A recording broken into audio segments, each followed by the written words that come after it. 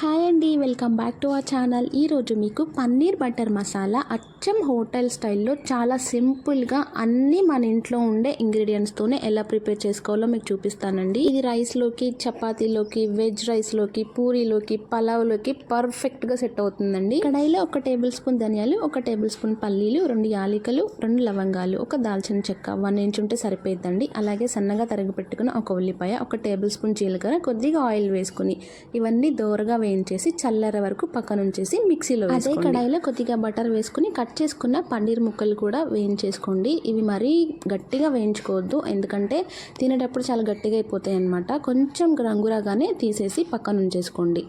అదే కడాయిలో మరికొద్దిగా బటర్ వేసుకొని అలాగే కొంచెం ఆయిల్ వేసుకొని వేడెక్కిన తర్వాతనే మనం కట్ చేసి పెట్టుకున్న క్యారెట్ ముక్కలు, క్యాప్సికమ్ ముక్కలు వేసుకుని దోరగా వేయించుకోండి. ఈ ప్లేస్లో మీరు చాలా వెజ్జీస్ యాడ్ చేసుకోవచ్చండి. బీన్స్, బఠానీ, క్యాప్సికమ్, క్యారెట్ ఇవన్నీ యాడ్ చేసుకోవచ్చు అనమాట. మీ దగ్గర ఉంటే హ్యాపీగా వేసుకోవచ్చు. ఇవి దోరగా వేయించే వరకు మగ్గించేసుకోండి మూత పెట్టేసి. ఇప్పుడు మనం వేసుకున్న మసాలా చల్లారిపోయింది కదా, ఇందులో 2 టేబుల్ స్పూన్ల కారం, 1 టేబుల్ స్పూన్ సాల్ట్ వేసి మెత్తని పేస్ట్ చేసేసుకోండి. ఇప్పుడు మన ముక్కలు కూడా వేగిపోయాయి చూసారా. పచ్చివాసన పోయే వరకు వేగించుకుంటే సరిపోయిద్దండి. ఇందులో మనం చేసి పెట్టుకున్న పేస్ట్ కూడా వేసేసేయండి. మిక్సీ గిన్నెలో కొంచెం వాటర్ వేసి ఒకసారి తిప్పుకొని ఆ నీళ్లు కూడా ఇందులో వేసేయండి. ఇవన్నీ ముక్కలకి బాగా పట్టేలా ఒకసారి కదిలించేసుకోండి.